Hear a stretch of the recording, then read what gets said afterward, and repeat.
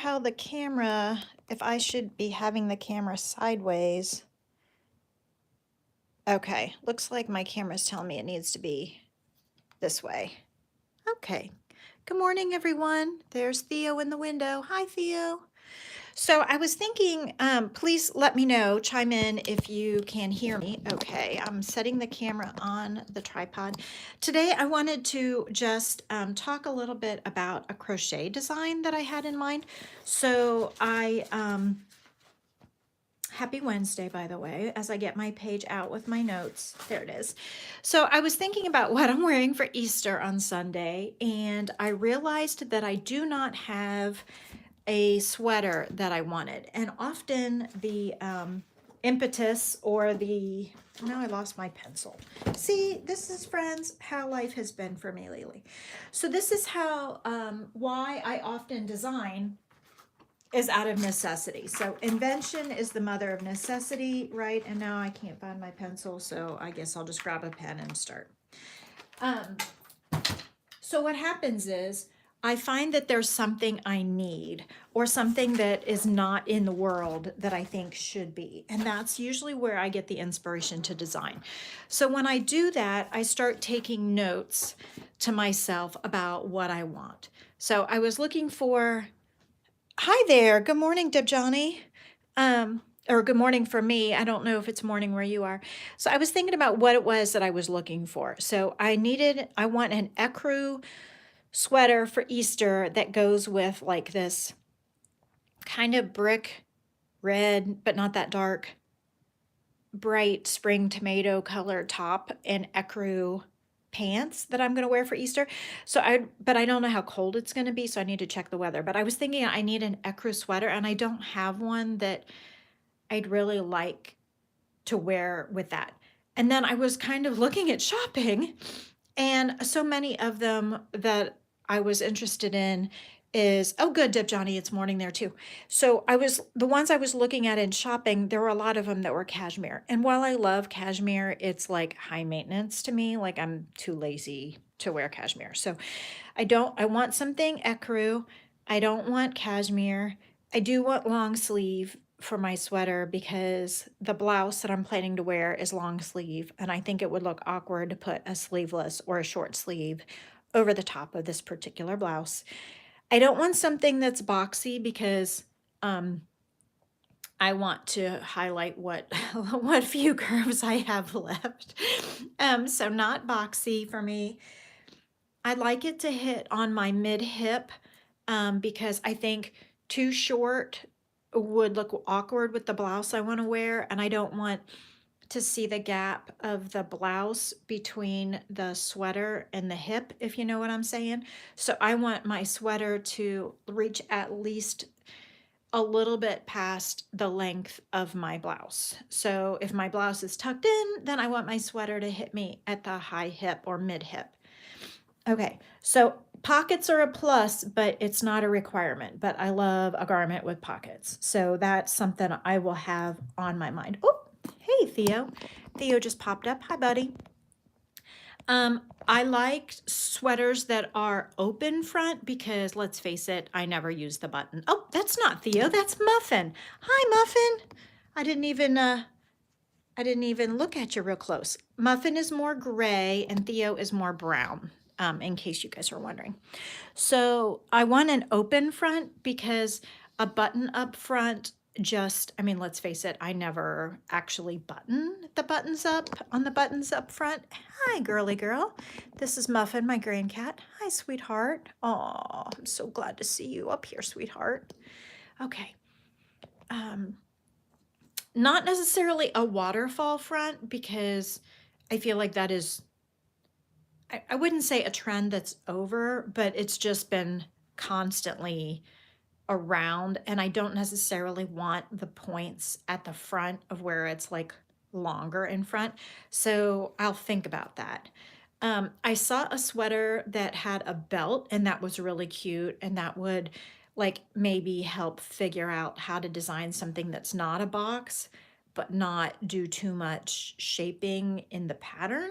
So I could that can turn a box into something that's more shapely just by adding a belt without doing shaping in the pattern itself. Hi, everybody. Welcome to the channel. So today I'm Ellen Gormley, by the way, and I'm talking about how I design a garment when I'm going to design a garment, which I don't do very often because it's a lot of work. And I don't always like to do the math for all the different sizes. So I started out with a sweater idea because I need a sweater for Easter Sunday in a few days. So this clearly is not going to happen. But I was thinking I need a sweater and what would I want if I could find it. So I do have a cream sweater or an ecru sweater, but I feel like it's too lacy and so it looks too casual for Easter.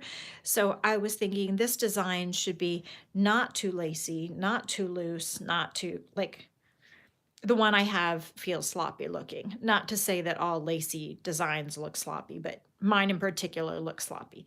And mine that I bought from the store is a knit pattern, and that's not to say that knit is always sloppy, but this particular one is, and I need something that's not. I do like a wide ribbing, so that would be a plus. It doesn't have to be, but I do like a wide ribbing, like as a lapel or something instead of a shawl collar.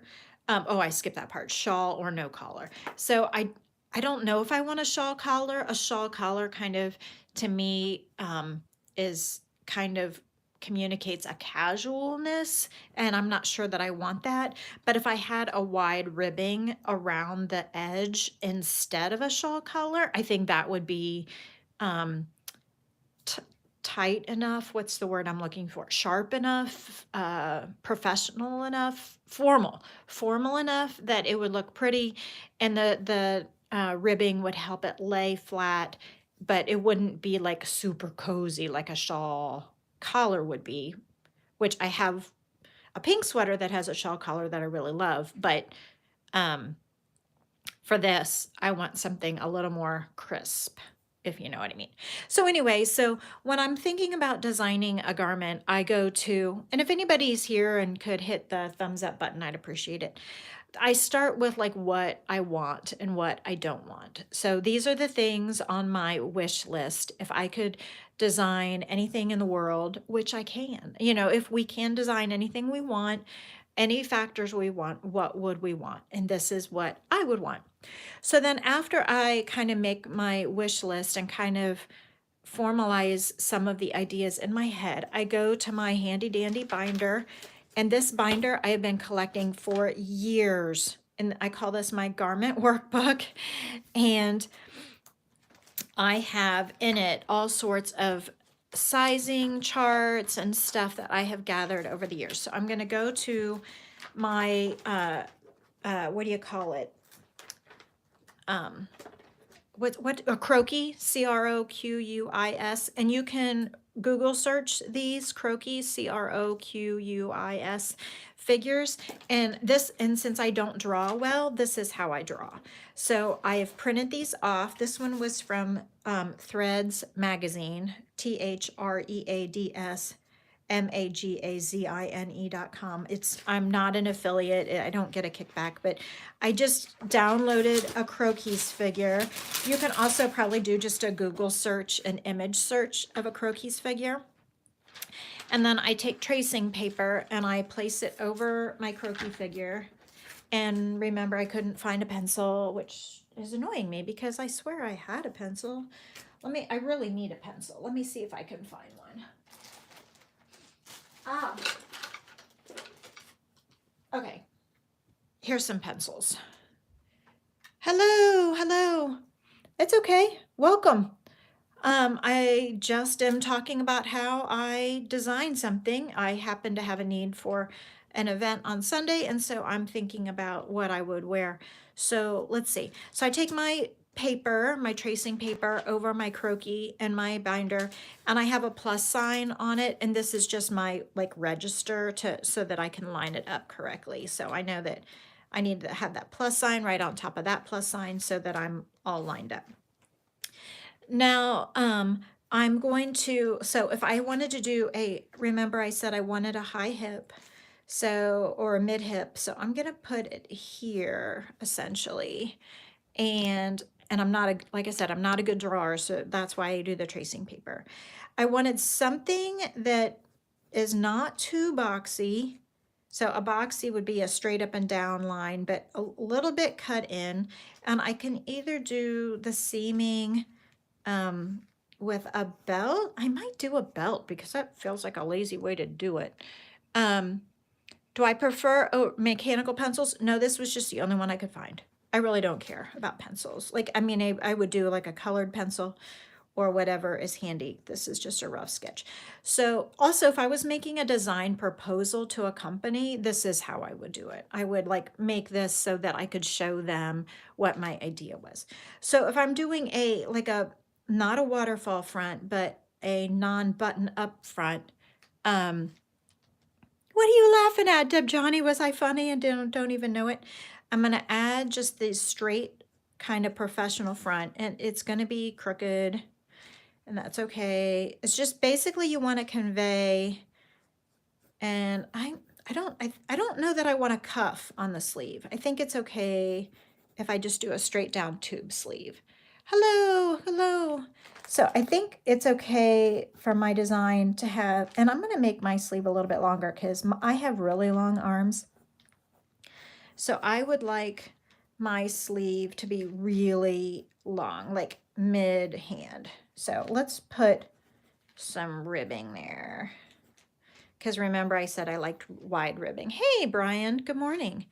So if I did wide ribbing down here, and I think I would like wide ribbing here. Okay. You can't find anything I need. You talking in terms of pencils, or are you talking in terms of clothes? You have everything in the world you need, and so there's no need to design anything new. That's cool too. Okay, so this, if I make this wide ribbing,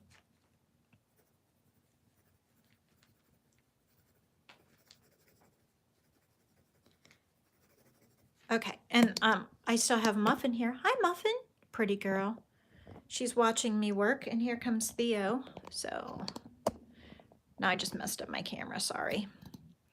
Okay, so I'm thinking for wide ribbing, this is like 2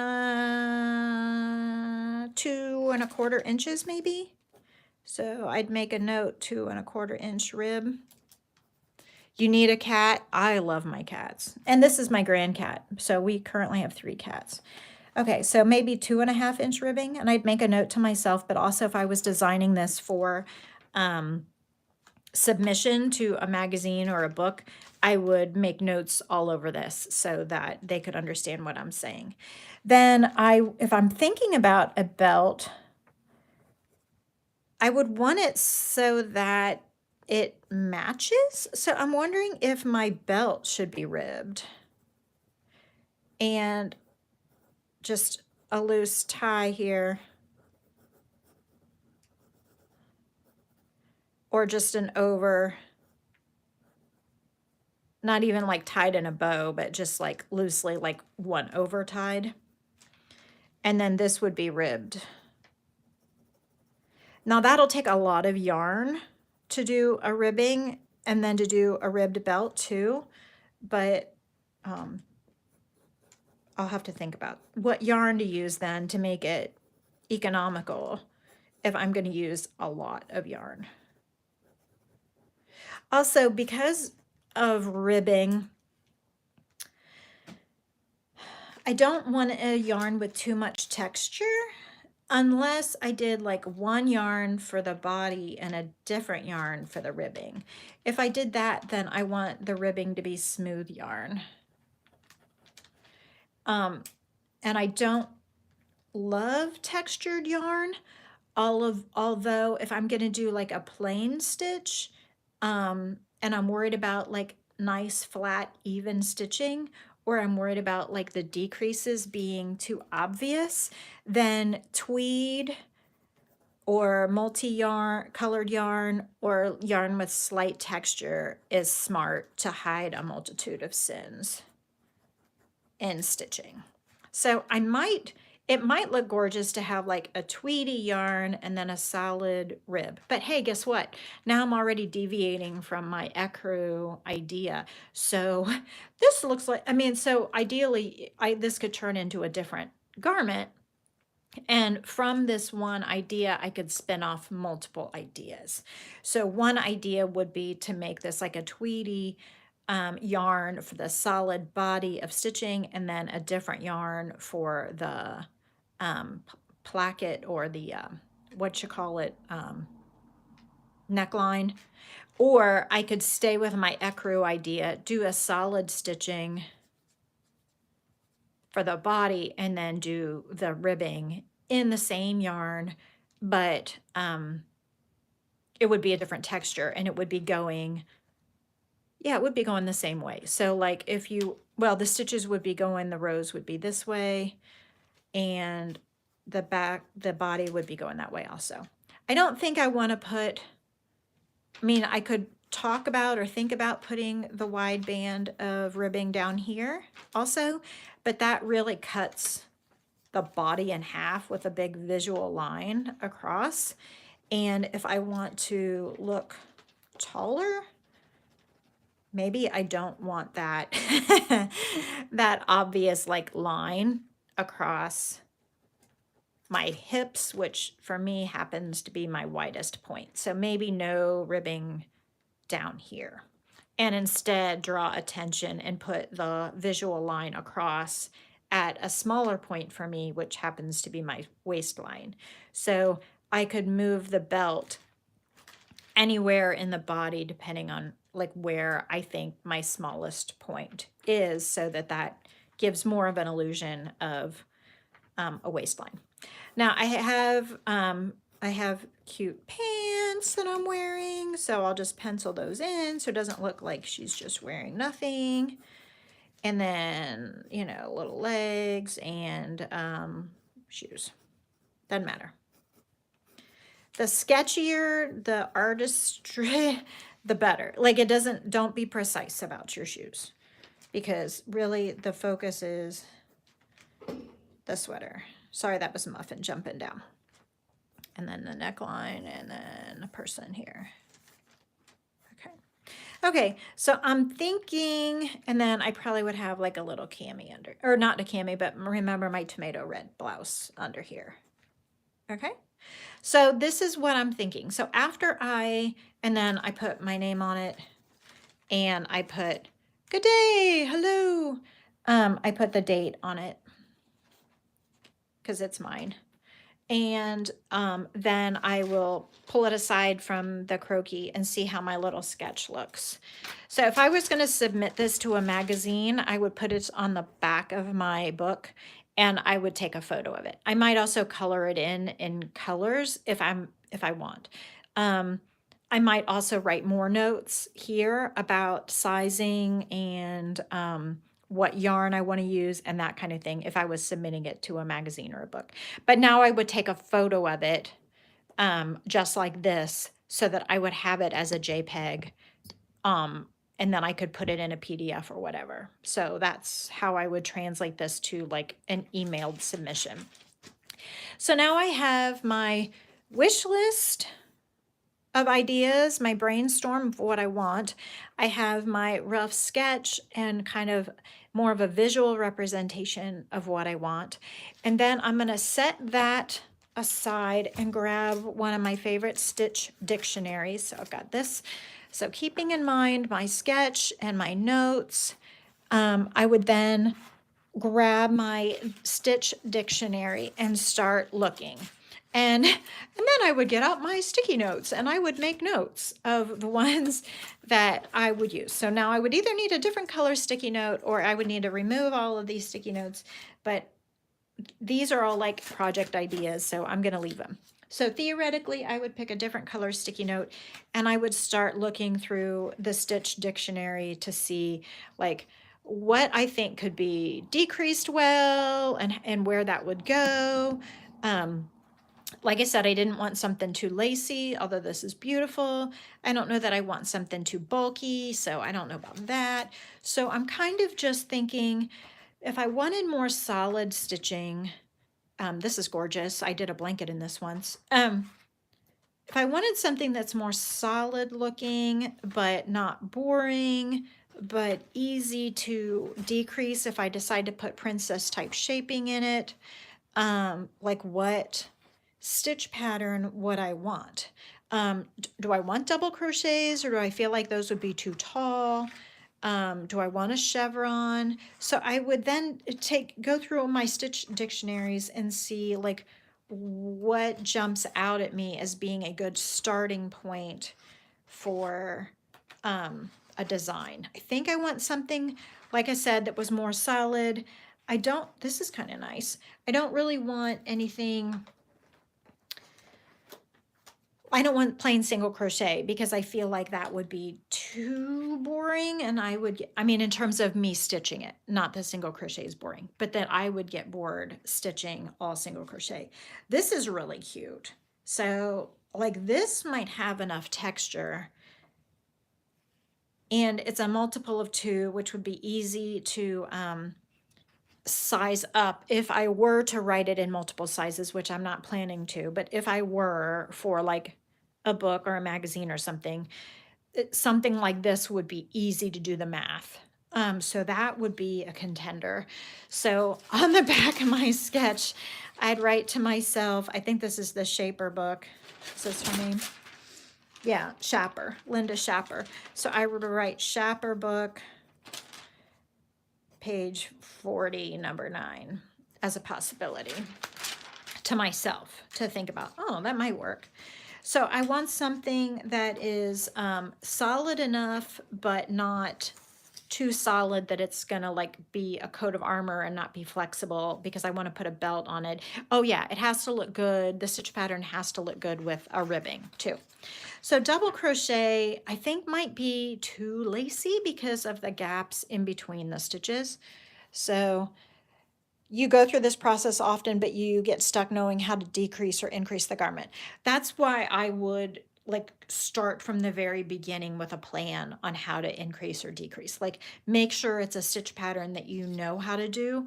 And I don't have it handy, but you guys know that I've worked with Dora Orenstein's book. If somebody could chime in on the chat part, if you know it, it's Dora Orenstein's book, and it's all about shaping different stitch patterns. I'm trying to remember what it's called. I know I reviewed it or like looked at it multiple times in different videos. Use my affiliate link, please. In the Amazon link below in this video, it does not cost you anything extra, and it does give me a little bit of a kickback. So thank you if you do any shopping through that link for anything, anytime. I appreciate it. It gives me a few pennies for each thing. But her book shows different ways to increase and decrease, and so that might be a good starting point for you. But I would suggest excuse me, starting with a stitch pattern that you either one, know how to decrease already, or that you've got decreasing and increasing help, or something extremely basic like single crochet or half double crochet, because that would be easier, I should say. Now I like this V pattern too. I don't know if that's too open. So maybe some of these V stitches might be an option. Some of these are too open for what I have in mind. That's okay. So you can see how every design decision comes together, and there's hundreds of thousands of decisions to make for each garment. And that's how, as long as you are thinking about what you want and thinking about like how, trying to envision how these different stitch patterns might look, or if you were to see a stitch pattern and think, oh, I could adapt this by changing, you know, making this a puff stitch or making that a popcorn stitch, or subtracting the number of chains in between, you know, you can make it your own. And the whole point of designing is to make something your own. So that's the goal. I'm coming back to this one. So anyway, so I would make a note of like 3 or 4 different stitch patterns on the back of my sketch for my own reference. And then I would look and think about the yarns that I would want to use. So I would probably use a yarn that is DK or smaller. Like I said, I don't want cashmere because I'm lazy. It's for me, it would be worn in April in Ohio, so nothing too warm, so probably not wool. So I probably would want like you do have a book from the 1960s that helps with shaping and sizing. Excellent. So I probably would want something that's a cotton blend, maybe something that's a linen, cotton, silk, like any one of those. So I'm thinking plant fibers for some reason. So nothing bamboo, nothing too hot. Um, Cotton gives a good structure. Silk is soft. Bamboo is terrific, but it kind of stretches and grows. So does cotton if it's too heavy. So I'm thinking if I had some kind of a cotton silk blend, that might be an excellent choice because it would have the structure of cotton, but the softness of silk. Um, Cotton and bamboo together is really soft, but if this grows and that grows, then they both grow, then that's a lot. um, Linen can be scratchy, but once you've washed it a few times, it gets really, really soft, and that's super light. So you all in the warmer climates might, probably already know the joys of linen. So like a cotton linen blend or an all linen, might be fantastic. So I'm thinking April in Ohio, it might be chilly. The high might be like, it could be anywhere between a high of 40 degrees or a high of 75 degrees. Like it's a wide variety of what kind of weather we could get in April. So I'm thinking I want a cotton blend that's DK or smaller. I know I want an ecru color that matches the blouse I want to wear. And so from this, I would go shopping. So then I'd go to Knit Picks, and I would go to Love Crafts. Both of those links are in the description below and take you to my affiliate. So it does not cost you extra to shop through those links, but those are companies that will give me a few pennies if you end up buying from them.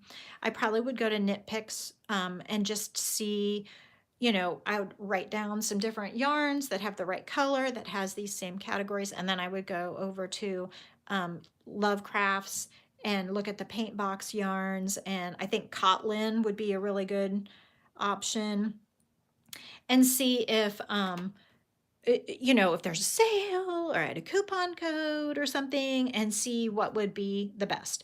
Now, in terms of figuring out like a volume of how much yarn I would need, I would probably take one of my favorite sweaters and weigh it.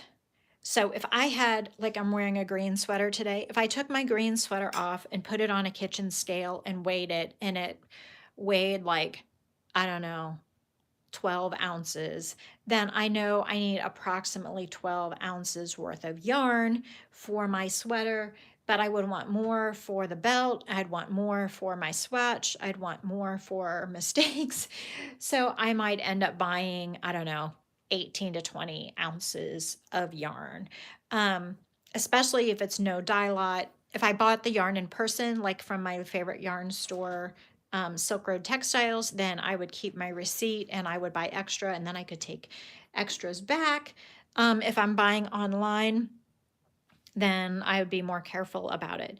If I needed to be super careful about it, I would take a comparable sweater that I have and I would measure it, and I would find the surface area of it, which is like, okay, the shoulders across the top are 14 inches. I'm just making up numbers because I really have no idea.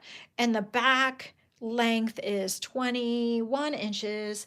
So I would go to my son who's good at math or my dad who's good at math, and I'd say, how many square inches do I have in this sweater?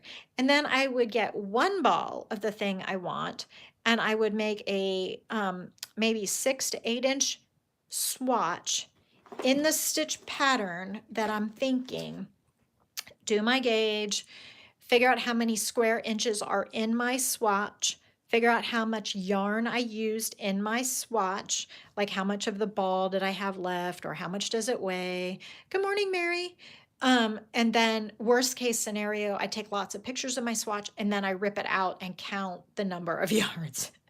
And then I extrapolate the number of yards in my swatch to the number of yards per square inch that I would need on my sweater. Okay, so math really matters in the world. Or you just would buy a whole bunch and keep a receipt and hope for the best. Okay, which is, I admit, often what I do. But, you know, if you're on a budget, like you can't afford to just buy surplus and worry about it later. Anyway, so that's how you could be careful about your budgeting. So then I would make my swatches in my chosen yarn and make sure I like it, make sure it has good drape. Maybe I'd wash it and make sure that it's going to look good after I wash it. I would maybe hang it for a couple days in my closet because your done sweater might hang in your closet or not if you fold it up and keep it in a cedar chest. And then I would fill in my measurements. So I would either take a sweater that I already have, so many pattern for cardigans or for cooler climates and air and weights. It's too warm for something. Yeah, totally. So that's why like a cotton or a cotton linen or something is good, or silk or bamboo for the warmer weather. So then I would go back to my sizing charts. So the Craft Yarn Council has sizing charts, and you can make sure that, I mean, these are the ones that I have from years ago, so I'd have to double check. I think everything's still the same, but like you would find if you're making it for a woman, which I'm making it for me, so then I would look at the women's sizing on the Craft Yarn Council site, and under standards and guidelines, and I would find the size that matches up to one of my favorite sweaters. So I would take one of my current favorite store-bought sweaters and measure it and see how, you know, which category it falls into. And then that would tell me which category to target. And this goes from extra small up to 5X. So that would tell me where to start in terms of how big I want to make my sweater. Then I know that my arms are really long. So the sleeve length, for me, that's probably not going to be enough. So this only goes up by 1/2 inch depending on the size. So I might give myself extra large sleeves, but the bust that fits my small size.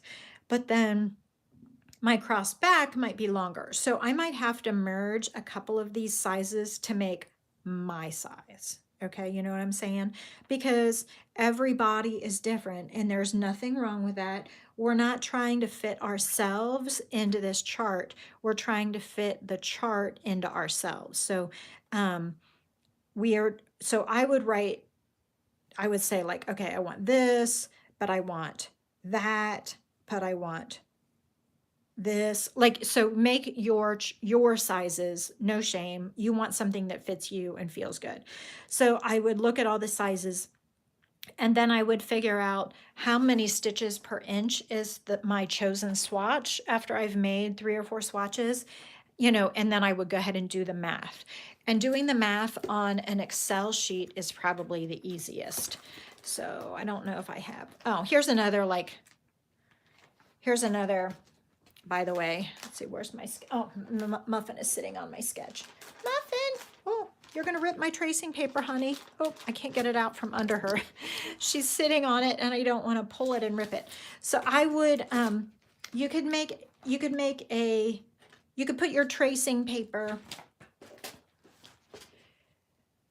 underneath a new piece of tracing paper, and on the new tracing paper, you could write all of your sizes, okay? So you would be like, oh, across here, I want this, across here, I want that, across here, I want that. So that would give you a idea, and this would, I mean, it's a child croquis underneath here. That's what you're seeing. That's why it doesn't like match up, because a woman, it's up taller. So like you would show the measurements of where you would be, and that would help you with your planning of sketching it out and figuring out the math. So if you figure out your garment swatch and you're like, oh, I want my waist to be, I don't know, 21, which is incredibly too small. This must be really tiny. Yeah, size 6. Anyway, you would be like, oh, in my swatch, if I want 21 inches across the front, I want to add some space for ease. Okay, the space between your body and the edge of your garment.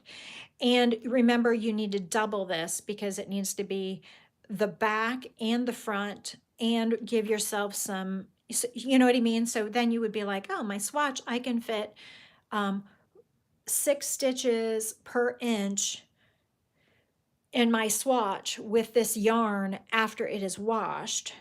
So I know that if I need 21 inches, 6 stitches per inch goes into 21 inches X number of times, and I don't do math in public, so I'm not going to do the math, but you get the idea that that's where the math comes in. Keep lots of notes on your math, and I even write, because I'm kind of math phobic, that I will like write my math out and say 2 + 2 = 4. You know, like, so I later can come back to my notes and see where I got to a given number. And that becomes your pattern. So if you need to then write it out for yourself, I'm petting my cat, petting my grand cat. If you need to write it out for yourself, you need to decide if you're stitching from Muffin. I really need my paper, honey.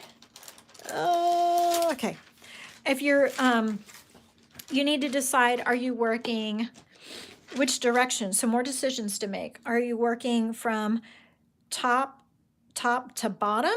Are you working from bottom to top? Are you working from side to side? What kind of sleeve is it? Is it a set-in sleeve? Is it a drop sleeve, like where this is kind of a rectangle and you add it later? Is it, or are you working from cuff to cuff? So all these decisions is what makes a design your own and trademarkable or personal, or, you know, your own creation. So I admit that probably with this, I would do traditional, like the back one piece and then 2 fronts, and then add the sleeves on. I probably would do a cut in sleeve of some, you know, some kind, like that. When you did pattern, you remember 2 to 4 inches for ease per size. It totally depends. Yes, absolutely. Depending on what you're making and what kind of fit you want. If you want like a professional kind of tight, not tight, sharp, clean fit, you might go on the size of just 2 inches of ease. But if you want a big, oversized, comfy, lounge around the house size, you might go a 4-inch ease. Or if it's a camisole that's going to go under something and you want it to stretch, you might even go 1 inch under ease, so that and make sure you pick a stretchy yarn. So depending on how you want it to fit, absolutely. But Muffin is reading my paper with her blind eye. That's funny. So depending on what kind of fit, what kind of garment, yes, between 2 and 4 inches makes sense. And then for specialty items, you might have negative ease even. So this I probably would do, especially because it's open in front and there's no need to like actually close it over with buttons or something. I don't have to worry about it actually closing. So that gives me a little bit more freedom. I might just do 2 inches of extra. So if, for instance, I wanted my finished bust to be 38, then I would add 2 inches to make it 40. And then if you're doing fronts and backs, that means if it's 40 divided by 2, the back would be 20, and then you'd separate out the 2 fronts from there. Okay? So, hey, hello. I'm glad you're fascinated by this process. I probably won't end up doing it because, as you can see, designing for garments is a ton of work. And I haven't even picked up a hook yet. I haven't even picked up a hook yet. So when you go to buy a garment pattern from um, somebody's Etsy shop or somebody's website, this is why a good garment pattern can be, 8, $10 because it's a lot of time. And this is just for me. This isn't like, oh, 38 inches for me, but 40 inches for the next size, and 42 for the next size, and 44 for the next size. And oh, we got to do all the small sizes too. Like all of that math can take hours. Hours. So I don't design garments for magazines and stuff anymore because it's less than minimum wage when you do the math for the amount of time. So, but I will design things just for me, just for me. So, or baby stuff. Baby stuff is a lot smaller and easier, and babies are little boxes, so they don't need the decreasing and increasing. Hello, everyone. Hello, Kaz. So, but I'm actually, so I don't know. I don't know if I'll actually make it because it's already Wednesday. Yeah, I like scarves and shawls myself. Um, One size fits all. So this is already Wednesday, and I would be potentially wearing this garment on Sunday, and there's no way. So I'm not going to get it done. But it might be great for next spring. Or if I know that there's a wedding next spring, then, or if it's, there's a wedding in the fall, and this might be a good garment, and I might change the colors to go with a different outfit, then that's more doable. But I hope you have enjoyed this. Please like and subscribe. Let me know. Please follow my links to Yarn Love Crafts and Knit Picks and Amazon because that really helps a whole lot. Please like and subscribe. Leave a comment. All of that helps other people find my channel, which helps me and all of them out greatly. Remember to have a relaxing and valuable use of your day. And so next season, yeah, would give me a lot of time. It's hard. Yeah, it's hard to find a crochet cardigan that has set-in sleeves because they're hard. They're harder than doing a drop sleeve or a dolman sleeve or whatever. So yeah, it's a lot of math.